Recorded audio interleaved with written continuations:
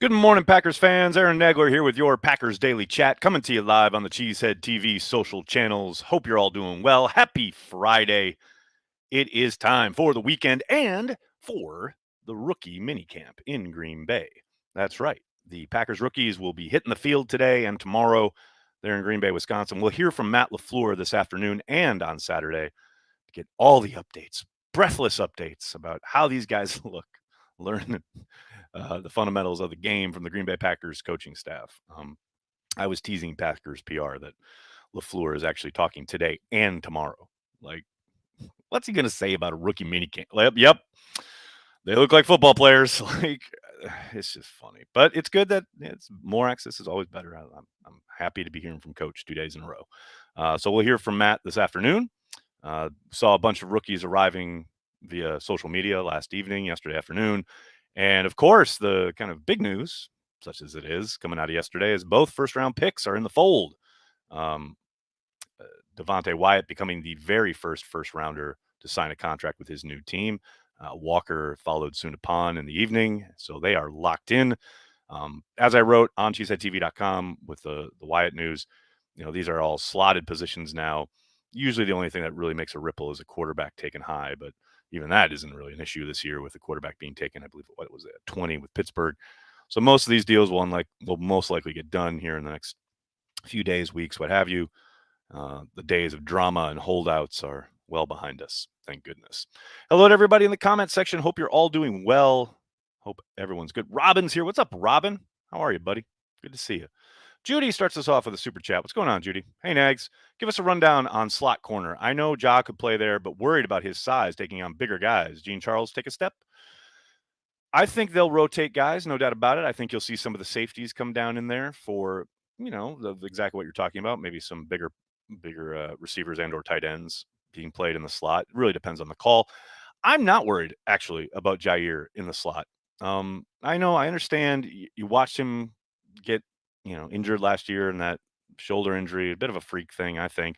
But he's a physical dude, man. I don't worry about him holding up in the slot at all, especially because he can take advantage of his athletic ability. You can blitz him. You can utilize him in the run, standing up against the run game. And don't forget, you give those slot guys a two-way go, which essentially they have coming off the line of scrimmage. You need somebody with Jair's ability and coverage instincts to, if nothing else, to make up for lost ground when they give you the slip, which is much easier to do in the open field of play from the slot rather than you're on the boundary and you can use the sideline as your help, so to speak. So I think we'll see a healthy amount of Jair in the slot. Now, that said, yeah, Gene Charles, could he take a step? No doubt about it. We saw him running a lot in the slot last training camp, and we'll see if, we like to say, and hopefully this bears out, that the biggest jump guys make year 1 to year 2. Hopefully Gene Charles has been putting in the work and hits the ground running, so to speak. We won't really know much in that regard until training camp, but no doubt. I don't, like I said, I don't worry about it at all. I think we saw what he's capable of in that playoff game. And he only played, obviously, a handful of snaps coming off that injury. But Jair was locked down in the slot and the star in that playoff game. And I think we'll see more of that throughout this season. What else we got?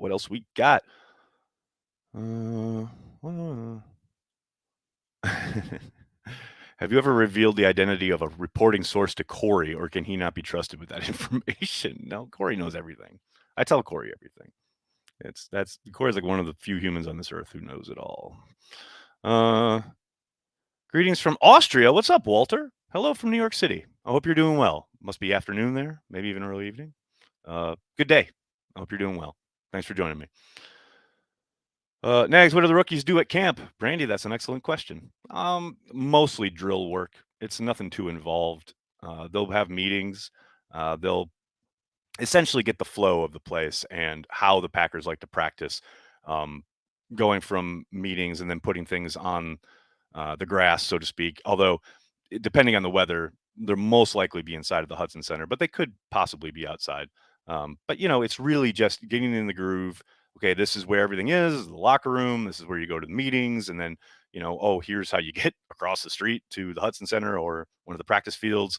And then as far as the actual practices go, they are very rudimentary. You'll do drill work, some routes, maybe some route combinations, but you're not allowed to do a whole lot of football. You're allowed to do technique and stuff like that, but it is very, very elementary stuff.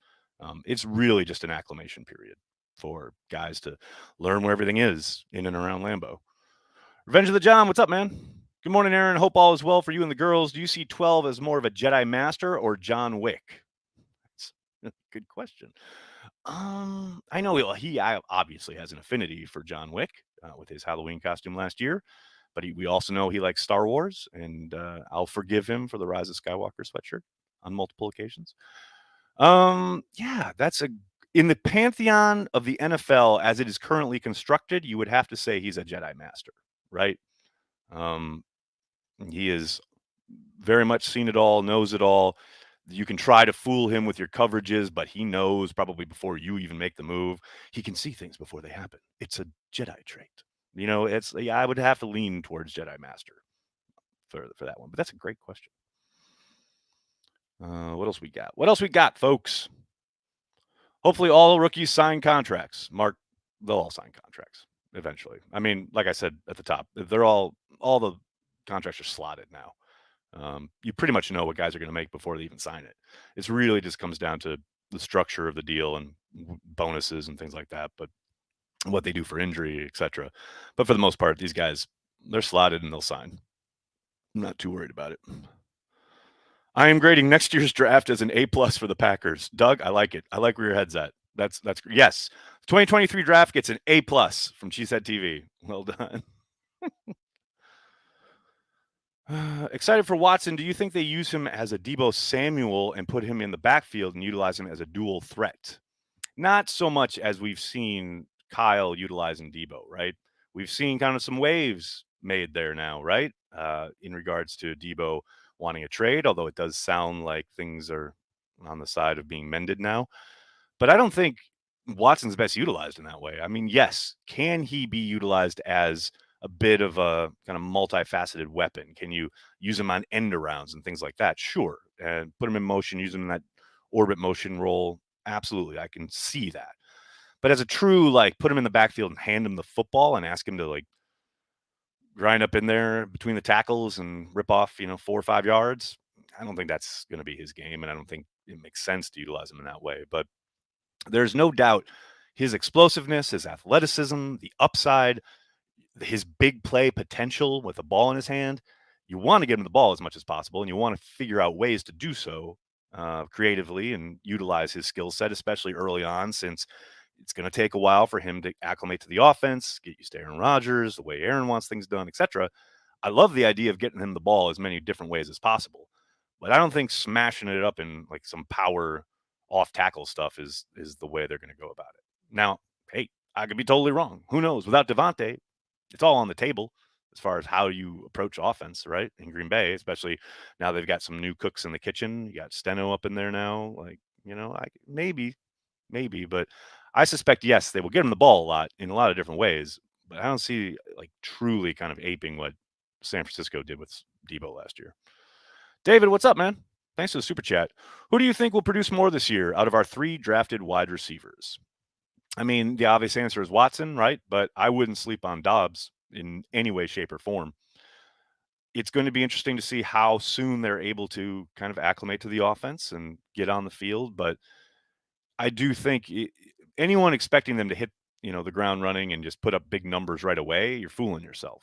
That's just not the way it works. Now, can they be a complementary piece right away? Yeah, sure. Absolutely. But again, it comes down to these guys, these kids doing the work. But I just think because of his athletic upside, his superstar potential, his explosive playability, I think Watson's the clear favorite there. But again, don't sleep on Dobbs. Uncultured, what's up, man?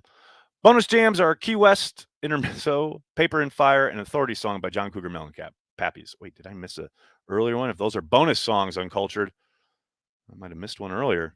No, I got that. Okay, good. All right. So I think I'm all right. I think I'm caught up. Got that one.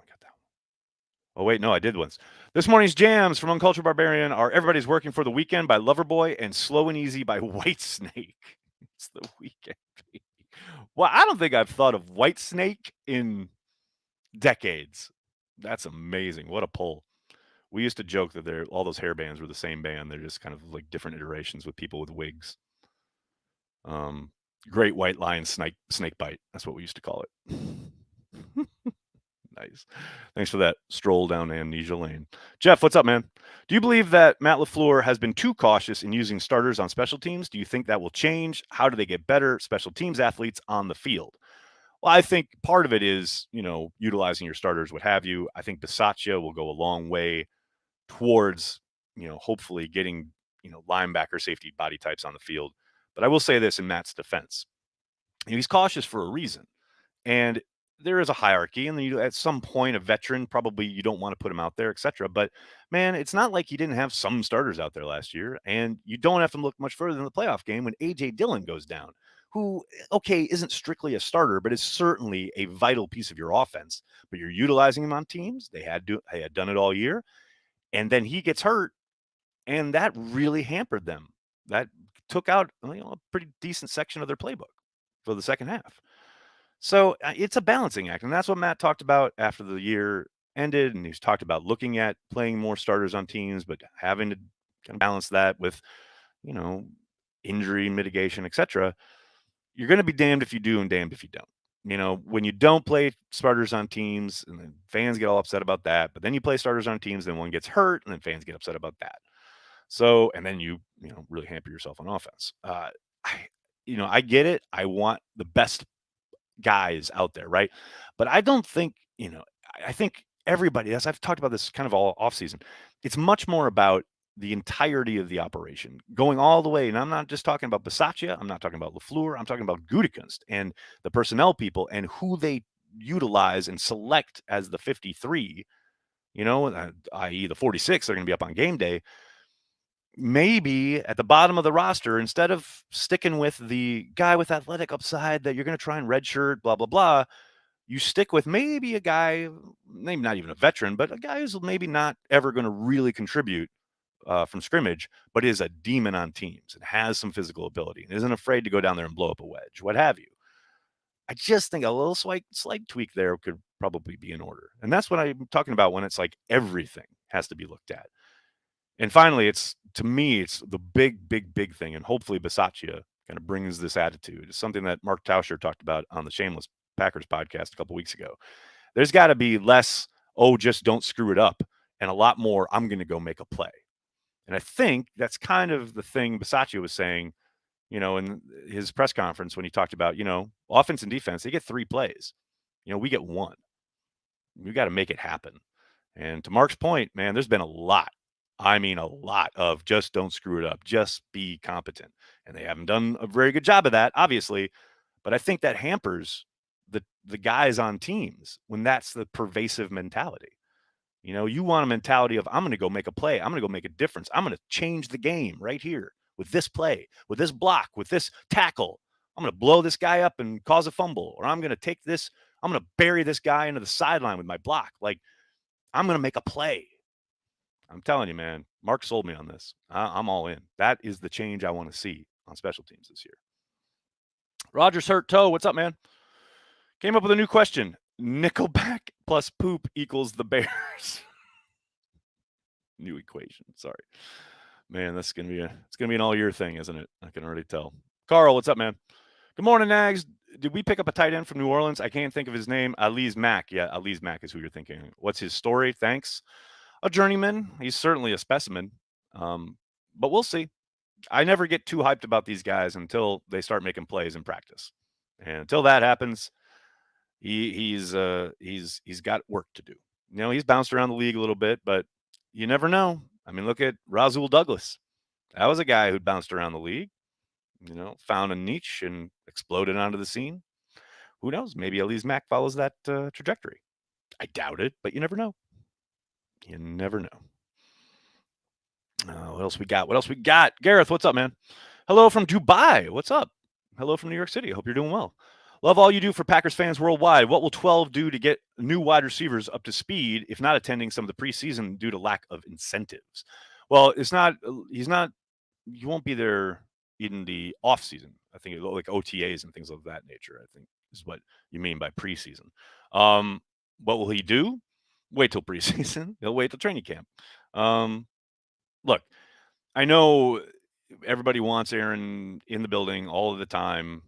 I get it, but there's nothing that him being there in May is going to do that can't get done if he's there in August.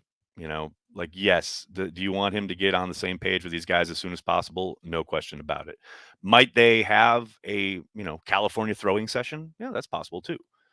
But I just keep thinking about you know the lockout year when they were playing the Saints in the opener and they put up like 30 plus. And the first thing he said afterwards, because the whole narrative that offseason, because of the lockout, was that Rodgers and his receivers didn't get together, blah, blah, blah. And people were hammering that narrative. And the first thing he said is, I'm just thinking, if only we had offseason workouts together, we could have put up 40.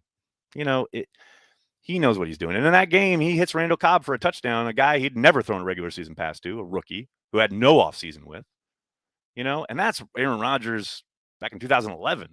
This is Aaron Rodgers in 2022. He'll make it work. Like we were talking about before. The Jedi Master, he knows what he's doing. I ain't too worried about it. Tyler, what's up, man? Do you think Mason is getting the benefit of the doubt for having a poor support team? He can't kick to the goal line, and that's Father Time showing. Yes, Tyler. Yes, I think he is getting the benefit of the doubt. I think he is being given a chance after a really poor season because they've seen him do it at such a high level for so long. I think they're probably thinking, give him a better holder, a little bit more kind of routine with the whole operation, and his performance should improve. But as I've said a couple times here, they have kept 2 kickers on the roster. So far, there's no signs of either one of them going anywhere, and you have to think there's a good possibility they bring all 3 into training camp to compete. Now, maybe one of them gets cut here along the way. You never know. But I think for now, yes. But I don't think it's a lock that he's on the 53. I think he's going to have to earn it in training camp. And I suspect he probably will if he's given every opportunity, which, he probably will be. What else we got? People? Mark, what's up, man? Heaven up here or porcupine? Porcupine. Michael, thanks for the super sticker. Greatly appreciated. Thank you, sir. What else we got? Carl, again, what's up? All those hair bands had the same clothing stylist. Check out the doc, Decline of Western Civilization 2. It's hilarious. They all look the same. I've seen that doc. Yes, and they all did look the same. It was a time. It was certainly a time. Marshall, what's up? Do you think Sterling Sharp will ever be in the NFL Hall of Fame? Yes, I do, because I am not going to shut up about it until the day I pass from this earth. He's got to get in. He's got to get in. He's better than like half the dudes that are in there. Come on. Yes, 1,000,000,000% he'll get in someday. David, what's up? Do you think that Wyatt will be named a starter by the end of the season?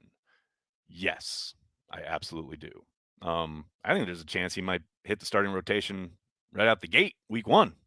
But definitely by the end of the season. Yes, he's too talented, too explosive. Can't keep him off the field.